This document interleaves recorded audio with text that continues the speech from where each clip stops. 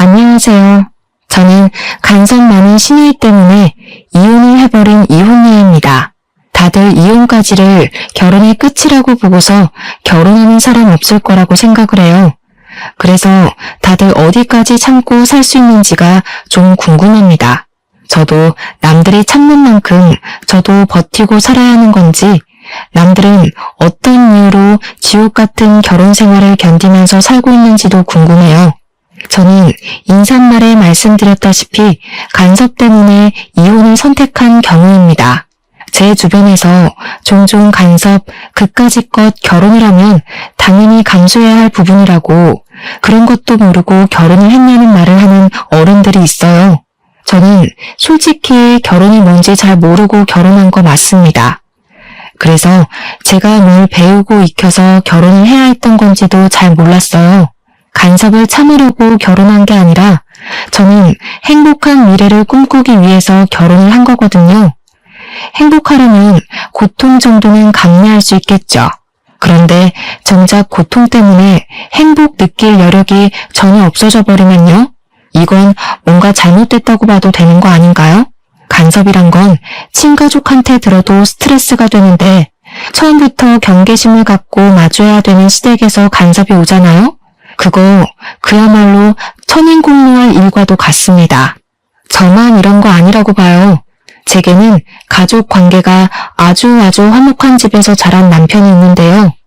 한 사람을 만나기 전에 그 집안의 분위기를 잘 파악하라는 말이 도는 것도 그만큼 집안 배경이 한 사람이 성장하는 과정에서 아주 치명적인 영향을 준다는 거잖아요. 그래서 저도 저와 결혼할 남자는 집안이 가정적이고 화목했으면 좋겠다고 생각을 했었어요. 그런데 결혼 인사를 가서 처음 마주한 시댁은 삭막한 저희 집안보다 너무 따뜻하고 웃음이 많은 곳이더라고요. 부모는 부모라서 자식을 위하고 자식은 자식이라서 부모를 위하는 성인군자 같은 집안을 저는 남편 덕에 처음 보게 되었습니다. 시부모를 처음 만난 자리에서는 신우가 없었어요. 단란하게 넷이서 식사를 하면서 남편이 어떻게 자라왔는지, 얼마나 정이 가득한 집안인지를 듣는 시간을 가졌었습니다. 우리 딸이랑 아들은 나이 차이가 많이 나서 싸우고 말고 할 것도 없었어요. 이미 우리 딸이 동생을 자기 조카 보듯 아들 보듯 그렇게 나 대신 키웠는데 누나가 그렇게 헌신해주니 아들도 알아서 누나한테 잘하고 그렇게 컸어요. 나랑 우리 바깥 양반은 아무것도 한 게 없었을 정도라니까. 애들이 알아서 잘 커주니 얼마나 고마운지 몰라요. 지금도 남매끼리 우애가 깊어서 어디 가서 이런 소리 자랑하면 다들 놀라더라고. 여자 남자 형제는 다 큰 성인이 되면 서로 얼굴도 잘 안 보고 산다고 하던데, 그런 집안에 비하면 우리 집안이 유별나긴 해요. 그래도 피를 나눈 혈육인데 서로 안 보고 살면 얼마나 아쉬운 일이겠어요. 당연하지. 같이 자란 가족인데 안 보고 살면 되나? 더군다나 누나가 나한테 좋은 특별한 사람이야? 물론 나랑 누나를 이렇게 잘 키워준 부모님 덕분이 크긴 하지만 어쨌든 우리처럼 이렇게 사이좋은 가정도 드물더라고. 이래서 집에 어른들이 자식들한테 본보기가 잘 되어야 하나 봐. 우리 엄마 아빠처럼. 남편한테는 남편보다 나이 9살 많은 누나가 하나 있습니다. 그러니까 저한테는 신우인 거죠. 시부모 말로는 신우가 평소 남편을 키우다시피 자랐다고 합니다. 실제 남편은 시부모의 사랑보다 신우의 사랑을 더 크게 느꼈다고 했어요. 초등학교 때까지만 해도 다들 부모님 찾을 때 남편이 신우를 찾으며 신우에게 학교 행사 참여를 원했다고 했고, 사춘기 땐 자기 부모랑은 말을 안 섞어도 신우만큼은 남편의 해결사 같은 존재였다고 했습니다. 신우가 거의 제2의 엄마라고 해도 될 정도였다고 하네요. 그리고 듣자 하니 남편 생일마다 신우가 아주 통 크게 선물하기까지 했더라고요. 남편이 학생일 때는 브랜드 옷, 명품 시계 등을 흔쾌히 사줬고, 남편이 사회인 되고 나서는 차, 전세 오피스텔, 지갑 등을 선물한 걸로 들었습니다. 남편은 신우랑 나이 차이가 있다 보니까 학생 때 용돈이 없어 본 적이 없었대요. 자기 또래들이 한 달에 5만 원 받을 때 자기는 2배 이상을 받는 입장에 있다고 합니다. 남편도 신우가 주는 마음을 알아서 늘 자기 누나한테 감사하며 살고 있다고 저랑 연애할 때 얘기한 적이 있었어요. 그렇게 시댁에서 가장 어화동동 소중하게 키워준 자식 제 남편이었습니다. 솔직히 너무 좋아 보였습니다. 부럽기도 했어요. 저는 형제자매가 없었음에도 불구하고 부모님이 맞벌이라서 저 혼자 집에 있는 경우가 더 많았거든요. 시부모는 남편이 사랑으로 키운 만큼 제게도 다정한 태도를 보여주셨습니다. 그래서 인사하러 간 자리에서 저도 모르게 제 있는 그대로의 모습을 많이 보이기도 했어요. 제가 남편 앞에서도 저의 내숭기 없는 모습을 저절로 드러내곤 했는데 이런 다복한 가정에서 자란 남편의 곁이 아무래도 제게 편안함을 주었다는 걸 깨닫기도 한 날이었습니다. 남편이 집안을 보고 나니 남편과의 결혼은 더 이상 고민할 게 없는 문제가 되었어요.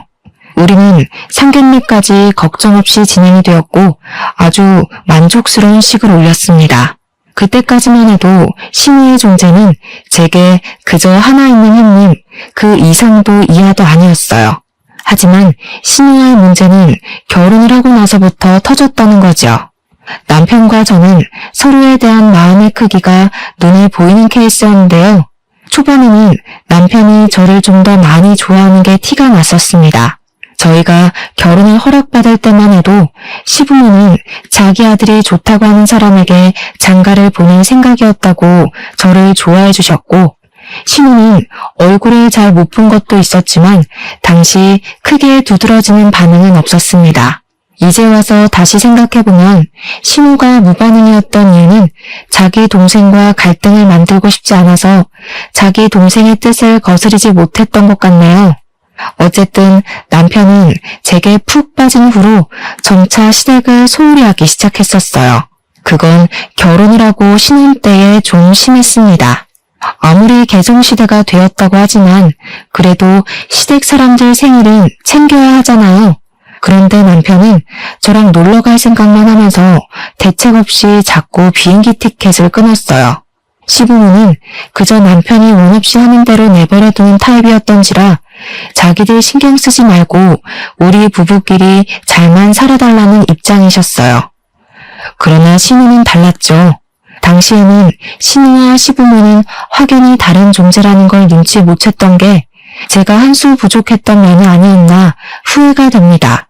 어쨌든 한 번은 신우 생일이 다가온 시점이었는데 남편이 뜬금없이 일본 여행 가려고 표를 끊었다길래 당황했었거든요.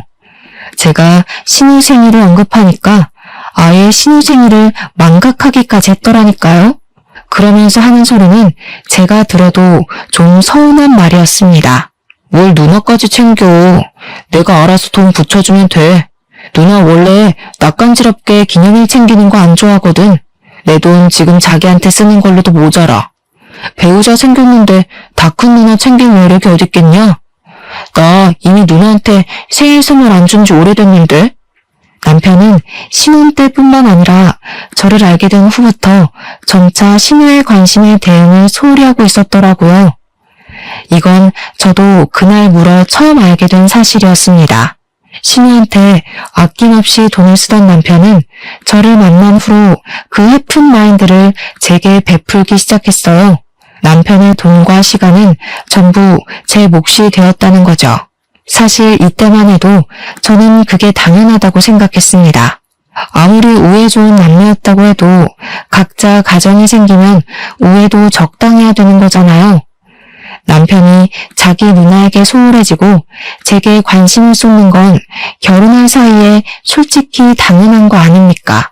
그래서 저는 이 문제로 훗날 이혼을 하게 될 줄은 상상도 못했습니다. 신우 때문에 제가 한 여자에게서 남편을 뺏은 상간녀 같다는 생각을 처음 해봤어요. 신우는 시댁에서 같이 지내고 있는 처지였는데요. 갈 때마다 마주치는 건 아니었어도 한 번씩은 봤었단 말이죠.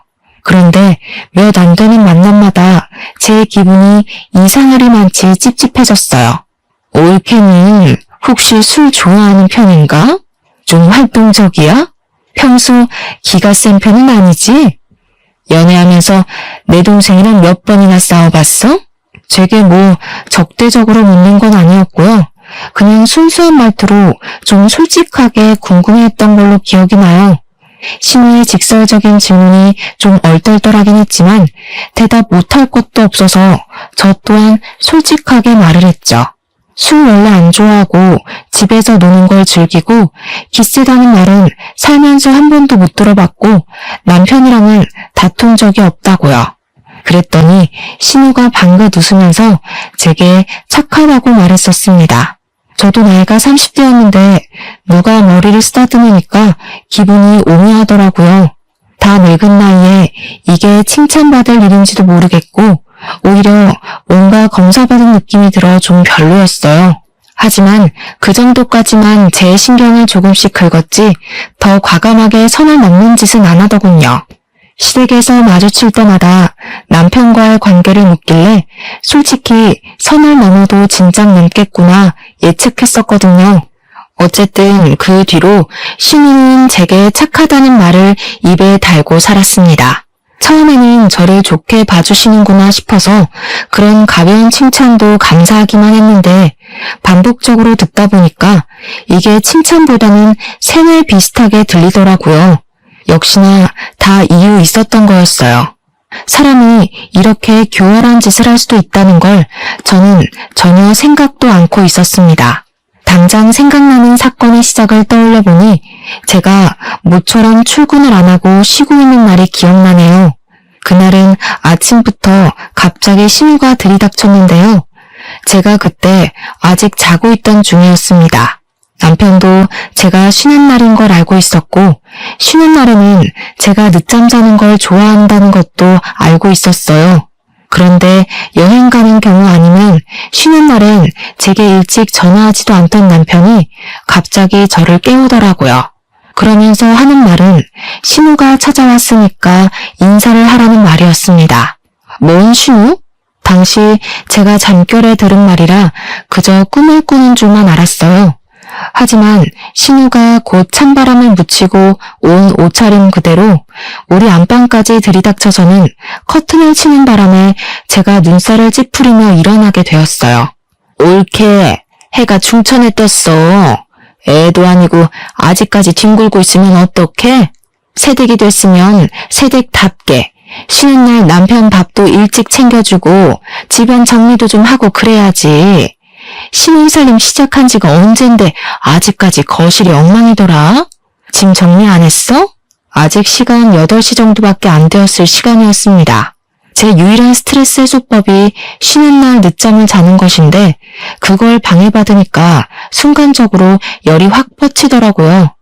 하지만 저는 감정대로 움직이는 사람이 아니기에 최대한 높아지려는 목소리를 가라앉혔습니다. 언제 오셨어요? 오신다는 연락은 못 받았는데 어제 연락 주셨으면 제가 집도 미리 좀 치우고 준비하고 있었을 텐데요. 우리 착한 올케. 거봐라 기성아. 네 와이프 착해서 괜찮을 거라고 했지? 아니, 네 남편이 올케 너 쉬는데 오늘은 오지 말라고 하더라고. 근데 올케는 그런 거에 마음 꽁에 있는 사람 아니잖아. 내가 본 올케는 되게 착한 사람이던데 나 사람 보는 눈 좋거든. 올케 보니까 싫은 소리 잘 못하고 얘 엄청 바른 타입 맞지? 신우는 그날도 어김없이 저를 칭찬했는데 그 소리를 들으니까 알겠더군요. 저더러 착하다고 그리 입에 달고 살던 이유가 뭔지 이때 처음 느꼈습니다. 그러니까 신우는 우리 부부의 우위에 있으려고 하면서 자기 남동생을 향한 애정을 끊지 못해 간섭하려고 제게 착한 올케가 되어라 그리 세뇌시키는 거나 다름없었어요. 나쁘게 돌려 해석하면 자기 하는 짓에 입 닫고 토달지 말라는 뜻과도 같았죠. 물론 그것이 제 신경을 긁긴 했어도 분위기를 뒤집어 엎을 만큼 자극적인 건 아니라서 무시하고 넘겼습니다. 우선은 남편이 저질러 놓은 판을 해결해야 했어요. 제게 상의도 안 하고 신우를 집에 들인 남편에게 무척 화가 났지만 그건 눈앞에 닥친 상황을 끝낸 다음에 논하기로 하고 미뤄야 했습니다. 우리 집에 온 시댁 식구부터 대접을 해드려야 할 것 같아서 겨우 씻고 나왔는데 신우가 먼저 나서서 뚝딱뚝딱 아침을 준비하고 있더라고요. 그러더니 제가 씻고 나온 걸 알고는 저한테 이거 어디 있냐 저거 어디 있냐 질문을 많이도 했습니다. 조금만 찾아보면 어렵지 않은 곳에 다 있는데도 신우는 눈앞에 가위마저 어딨냐고 제게 꼬치꼬치 말을 걸었어요. 아유, 안 되겠다. 내 집 아니라서 뭘 못하겠네. 집주인이 아침 준비 좀 해야겠어. 괜히 살림주인 대신 나섰다가 올케한테 미움받으면 안 되니까. 나는 저기 물러나 있을게. 참, 내가 꽃게 사왔거든? 기성이가 꽃게탕 좋아하잖아. 이참에 올케 요리 실력도 좀 볼까? 아, 농담이니까 긴장하지는 말고. 그러면서 신우는 남편 있는 거실로 조르륵 나가서는 남편 머리에 지어진 까치집을 귀여워하고 있었습니다. 사이좋은 남매 참 많이 부러워했었는데 저건 부러운 걸 별개로 재수가 없더라고요. 게다가 제가 꽃게를 씻는 동안 신우 혼자서 뭘 뚝딱뚝딱 거리고 있길래 기초공사라도 만들어 놓은 줄 알았더니 정작 손질된 건 아무것도 없었어요. 황당해서 남편이랑 신우 있는 곳을 몇 번이나 돌아봤더니 남편이 앉아서 제 눈치를 좀 보더라고요. 남편은 저를 하도 많이 관찰한 사람이었던지라 제 눈썹이 올라가기만 해도 제가 무슨 기분을 느끼고 있는지 다 아는 사람입니다. 아니나 다를까 제가 지금 굉장히 불쾌한 상태라는 걸 남편이 눈치챈 것 같더라고요. 저한테 오려는 남편이 엉덩이를 떼는 걸 봤는데 신우가 갑자기 남편한테 용돈을 주는 바람에 다시 엉덩이를 붙여안게 되었습니다. 신우는 남편에게 30만 원 가량을 주면서 올케랑 옷 한 벌 해입으라고 선심을 보이고 있었어요. 솔직히 이제 와서 하는 말이지만 30만 원으로 성인 남는 옷 한 벌씩 사입으라는 거 저만 웃긴가요?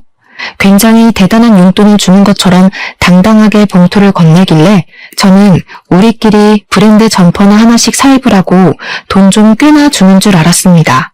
30만 원이면 그냥 보세요 사라는 거예요. 차라리 그 돈으로 맛있는 거 사 먹으라고 했다면 그 30만 원의 가치가 좀 더 높게 보였을지 모르겠네요. 어쨌든 신우는 올 때마다 남편한테 소액의 돈을 찔끔찔끔 챙겨주었는데요. 아마 그걸 빌미로 더 자기 마음대로 하려는 낌새가 좀 보였어요. 자기가 돈을 주는 물주니까 알아서 굽신거리라든지 자기가 우리 부부에게 투자를 해주고 있으니 참견할 만한 자격이 있다는 식이던지 말입니다. 그리고 신우는 돈을 줄 때 항상 제가 듣는 곳에서 말은 올케랑 같이 써 했지만 정작 뒤이어 붙이는 말들을 들으면 결국 그 돈은 전부 자기 동생한테 바치는 뇌물 같은 거였어요.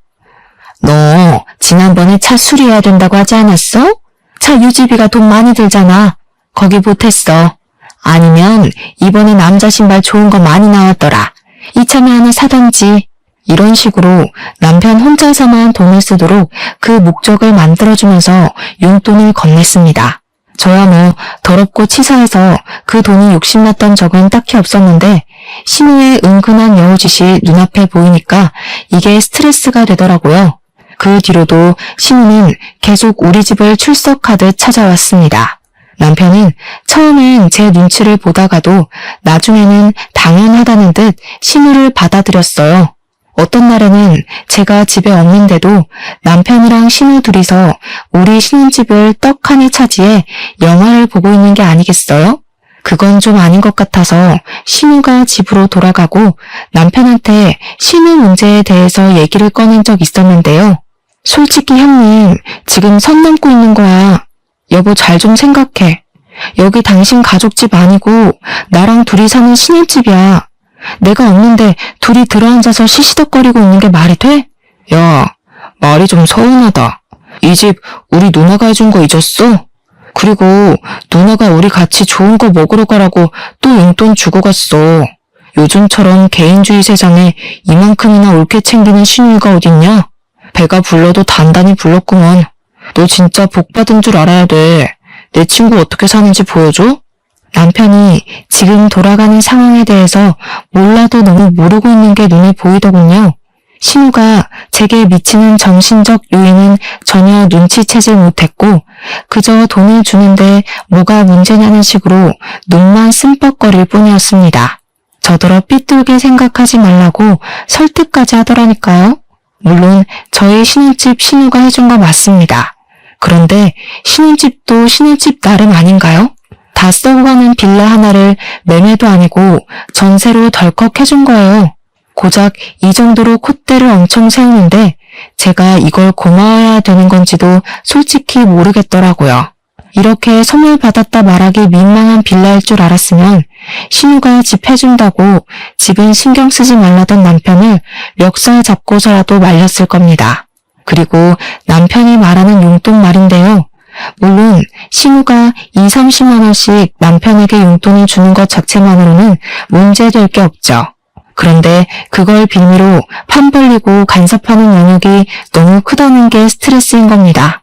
남편에게 말해도 통하질 않으니 제 속만 타들어갔고 한편으로는 제가 정말 너무 꼬아서 생각하는 건가 싶기도 했어요. 하지만 신우가 드디어 선을 넘는 행동을 보이게 되었는데요. 우리 집을 들이닥치며 사생활을 관여하기 시작하더니 이제는 우리 부부 사이에 은밀한 영역까지도 관심을 가지더라고요. 너희들 궁합은 잘 맞니? 그런 거 안 맞으면 한쪽이 바람나. 아직은 피임해야 되는 거 알지? 내 동생 기반 좀 서면 애 낳는 게 좋을 것 같아.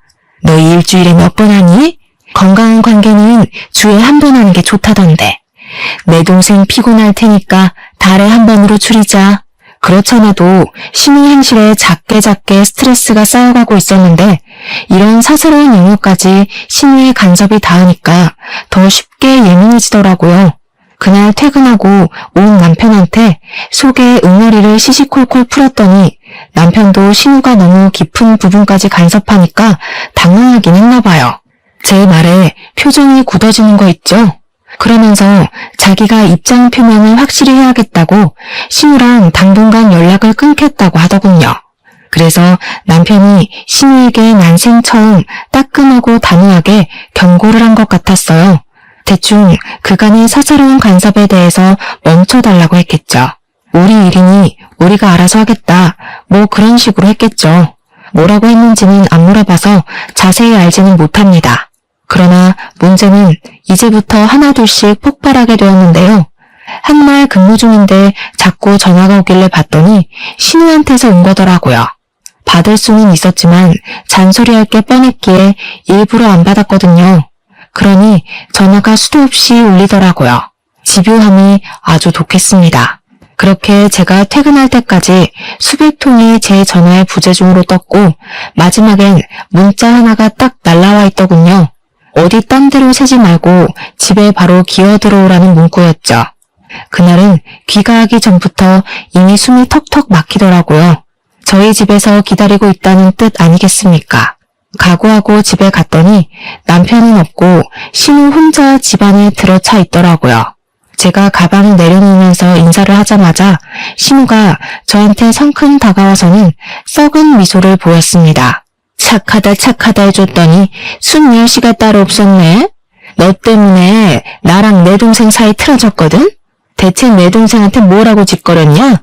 용돈 주고 집안 살림 챙겨주고 끼니 신경 써주고 내가 그것밖엔 더 했어? 올케는 이런 호의를 무례라고 보는 이상한 정신을 갖고 있나 봐? 저 착한 적 없는데요. 형님이 착하다 그렇게 착각하신 거겠죠. 남편도 형님이 사사건건 간섭하는 거 불쾌하던데 모르셨나 봐요? 형님이 별 사생활까지 다 간섭질한다면서 징그럽답니다. 대체 얼마나 귀를 눌려놨으면 남편이 이런 사사로운 감정까지도 말 못했을까요? 진짜 남일 맞아요? 상해관계 아니고 남의 집에 혼자 들어앉아 있는 것도 화가 났던지라 저는 더 필터링 없이 말을 깠습니다. 그러니까 신우가 부들부들 떨더니 이 악물고서 제 기싸대기를 날리더라고요. 꼴에 나이 먹고 힘만큼은 제대로 길러놨나 봐요. 제가 바로 중심 잃고 넘어져 버렸잖아요.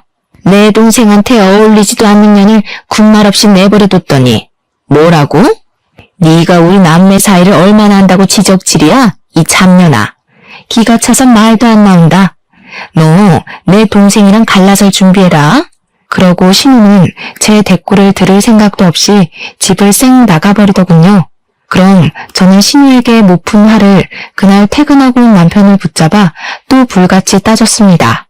그러니 이제는 남편 말이 자기도 내 불평 들어주기 지친다고 짜증을 내는 게 아니겠습니까?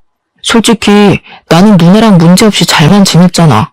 그럼 네가 이상한 거 아니야? 누나가 뭐 틀린 말 했어?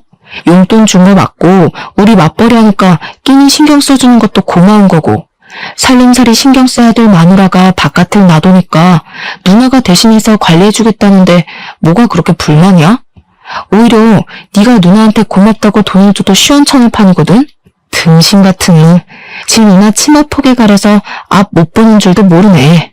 다 큰 새끼가 누나한테 우쭈쭈 받는 걸 사이 좋은 거라고 생각하고. 진짜 우습다. 형제자매 없는 게 이렇게 서러운 적은 또 처음이야. 있었다면 네가 이 잡치는 내 기분을 개미 똥만큼이라도 느껴봤겠지? 집안 화목한 거랑 애정 과잉은 다른 건데. 내가 널 잘못 봐도 한참을 잘못 봤다. 말 다 했냐? 누나가 너랑 갈라서라는 거 겨우 비니 맞춰서 달래놨더니 말 그딴 식으로밖에 못해? 내가 평소에도 너 때문에 누나 앞에서 얼마나 곤란한지 알아? 나한테 누나는 부모님이나 다름없는 존재라고 했잖아. 부모랑 다름없는 거지 그게 진짜 부모님이냐? 그리고 비위를 왜 맞춰? 누가 맞추래? 누나 부하이면 부하답게 누나가 시키는 대로 해. 네 누나가 너랑 나 갈라놓고 싶다잖냐. 난 더 이상 그 여자한테 놀아나기 싫으니까 너 혼자 평생 누나 손바닥 위에서 주물럭거려줘라.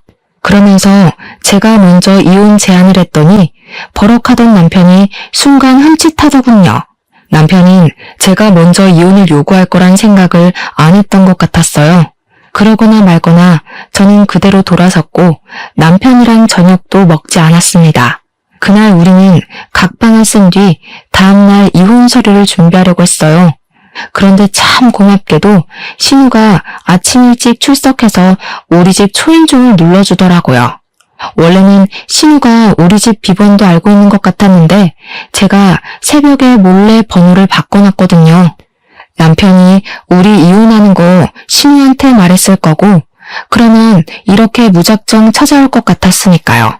이혼할 마당에 더 이상 제게 형님 되는 사람도 아니고 달가운 손님도 아니라서 저는 초인종 소리를 못 들은 척 출근 준비만 했는데요.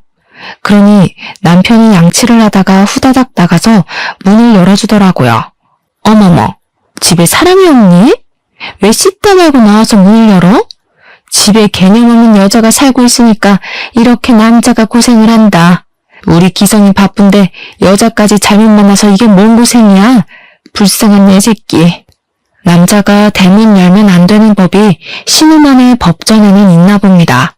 어쨌든 신우가 아침 대바람부터 찾아온 이유는 역시 저희 이혼 때문이었어요. 고맙게도 직접 이혼 서류를 챙겨왔더라고요.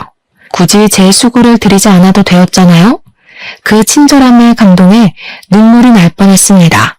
신우는 오자마자 합의 이혼을 하고 이래라 저래라 또 명령질을 하기 시작했는데요. 내용이고 뭐고를 떠나서 목소리가 그냥 진짜 듣기 싫었어요. 근데 남편은 역시나 누나 말이 법이라고 보는 사람이라 신우가 시키는 대로 도장을 찾아오고 볼펜을 찾아오고 아주 충성스러웠습니다. 그 모습을 지켜보는데 그동안 제가 남자랑 산 건지 남아랑 산 건지 헷갈리더군요. 뭐 그러거나 말거나 저는 일단 출근이 바빠서 준비만 하고 있었어요. 그러니 신우가 그런 저를 얌전히 내버려뒀을 리 있겠습니까? 올케?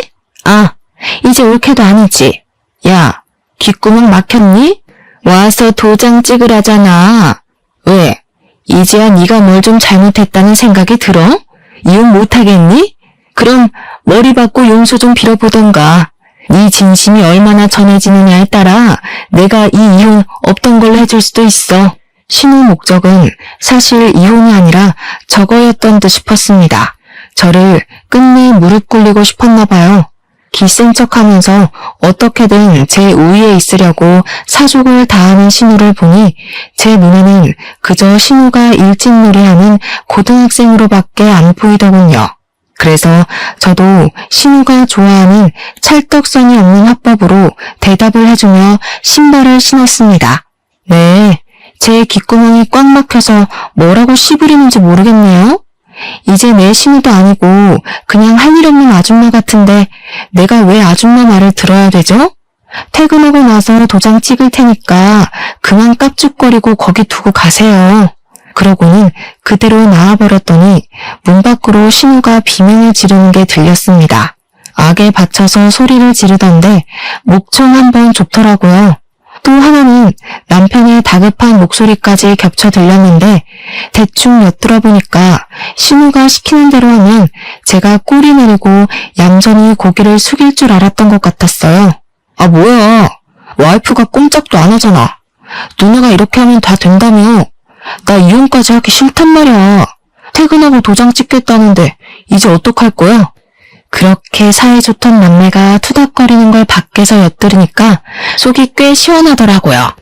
어쨌든 퇴근하고 돌아와서 좀 조용한 분위기에 도장을 찍어야지 생각하고 있었는데요. 제가 신우에 대해서 간과한 게 하나 있었더라고요.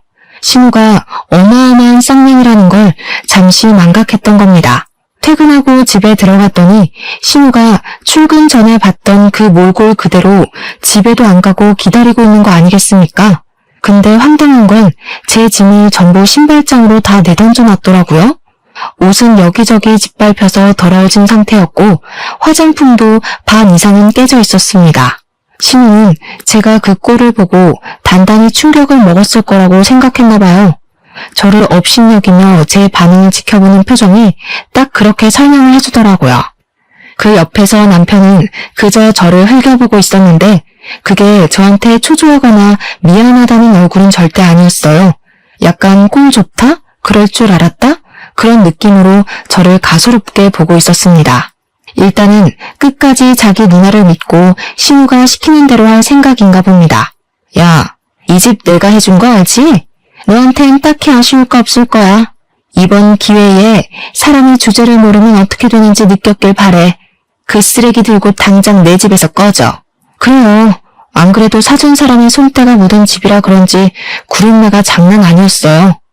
능력 좋은 척 할 거면 저기 강남 아파트 정도는 해줄 것이지.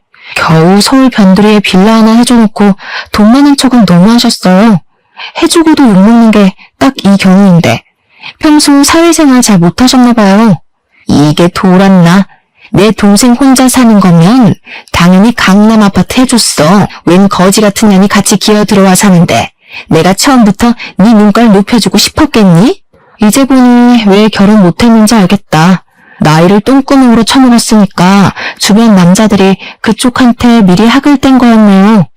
아줌마 같은 사람을 노처녀가 히스테리 부린다고들 하죠. 오해 좋은 둘이서 노처녀 노총각으로 계속 끈끈하게 지내면 되겠어요. 남매가 계속 이렇게 지내면 고독사는 면할 거 아니에요? 좋은 거 맞나 모르겠네.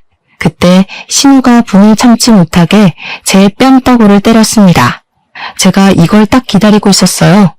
손찌검이 한 대도 아니고 2대에 3대까지 이어졌을 때 저는 보기 좋게 쓰러지기까지 했습니다. 그리고 적당히 편집점을 잡고 난 뒤에 자리에서 일어났죠. 이럴 줄 알고 혹시나 해서 전날 새벽에 카메라 하나를 설치해놨는데 정말 다행이었어요. 괜히 카메라 값만 날리는 줄 알고 조마조마했거든요. 제가 알아보니까 결혼 파탄 사유에 시댁의 부당한 대우가 속해 있다면 그걸 유책 사유로 쳐서 소송권으로 이혼이 가능하다고 하더라고요. 하마터면 억울하게 합의 이혼해 줄 뻔했지 뭐예요? 오늘따라 왜 이렇게 질질 끄나 몰라. 지금 안 때렸으면 이혼 미룰 뻔했잖아요. 덕분에 카메라에 잘 담겼으니까 이젠 인간 대 인간으로 갑시다. 일방적으로 맞기만 하는 건 사실 제 타입 아니거든요. 저는 바로 신우 뺨을 날린 후 머리채를 잡고 잡아뜨렸습니다. 그리고는 그동안 간섭을 당할 때마다 휘두르고 싶었던 마음을 담아서 들고 있던 가방으로 마구마구 내리쳤어요. 그러자 놀란 남편이 와서 저를 확 밀어내더니 뭐 하는 짓이냐고 소리를 지르더군요. 이거 순 깡패 아니야? 야, 그래, 이혼하자 해. 내가 여자랑 살길 바랬지 어디 깡패냥 끼고 한 이불이나 덮을 수 있겠어? 진짜 소름 끼친다. 사람이 어떻게 적당선을 모르고 그렇게 깝죽거리냐? 야, 너 처가에서 그딴 식으로 배웠냐? 제 발로 제 앞에 찾아와준 남편을 보니 그 면상이 그날따라 더 못나 보이는 거 아니겠습니까? 꼴도 보기 싫어서 가방으로 얼굴을 날려버렸습니다. 우리 부모님이 너무 잘 가르친 거지. 대화로 안 통하는 새끼들은 이렇게 사랑의 매로 다뤄줘야 생각이란 걸 한다더라고. 너희들은 부모한테서 얼마나 좋은 양식을 얻어먹었길래 둘이 쌍으로 답이었냐? 누가 남이 아니랄까봐 거지 같은 것도 매한가지다 참. 남편이 자기 맞은 게 억울한지 저한테 손을 올리려고 하던데 이미 그럴 거라 예상은 했거든요. 그래서 제가 먼저 들고 있던 가방으로 그 얼굴을 한 번 더 밀어버렸죠. 합의 같은 건 꿈도 꾸지 마. 나 정신적 손해배상까지 청구할 거야. 이 거지 같은 빌라도 위자료로 다 뱉어내야 될걸? 아줌마, 그렇게 돈으로 동생 조종 잘하더니 어디까지 동생 뒤 봐줄 수 있을지 한번 보여줘 봐요. 전세 빌라밖에 못해주는 졸부 재력 최대한 짜내봐야 될 거예요. 그렇게 저는 신혼집 같지도 않던 그 썩은 빌라를 나오게 되었습니다. 이미 쓰레기가 되어버린 제 짐도 그 집에 어울릴 것 같아서 그냥 기부를 하고 나왔어요.